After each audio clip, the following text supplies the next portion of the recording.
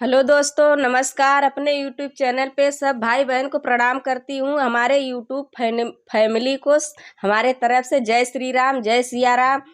आज मोदी जी बहुत अच्छा काम किए हैं कि हम लोग बहुत खुश हैं। बहुत अच्छा काम किए हैं मोदी जी कि हमारे प्रभु का उद्घाटन है मंदिर का, उनके हम लोग बहुत खुश है। दिल से मोदी जी का बहुत बहुत दिल से धन्यवाद हमारे तरफ से। उनके लिए एक गाना गाई हूँ अपने राम जी के लिए। आप लोग जरूर सुनना एक बार हमारा गाना। बहनिया जो धिया में आए, बहनिया जो धिया में उतरे श्री राम, खुश नगरिया में शोर भैनी हो। बहनिया जो धिया में उतरे श्री राम, नगरिया में शोर भैनी हो। बहुत आभारी बाटी मोदी जी, बहुत आभारी हो।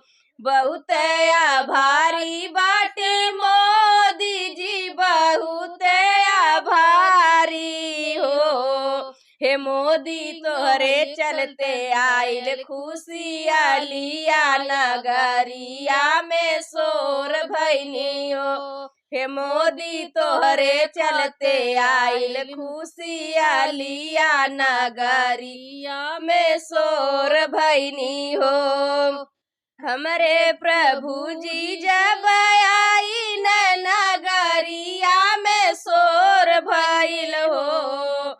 हे मोदी तोहरे चलते आइल खुशियालिया, नगरिया में शोर भइनी हो। दीप जलावा मोरी सखिया, प्रभु जी मोरे आई गईले हो।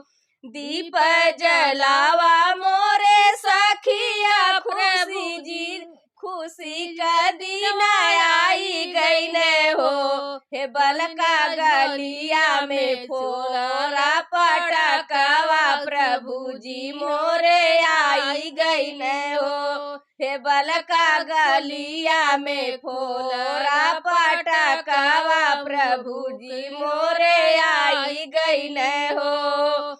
बहनिया जो धिया में उतरे श्री राम, खुशी का दिनवा आई गईले हो। बहनिया जो धिया में उतरे श्री राम, खुशी का दिनवा आई गईले हो।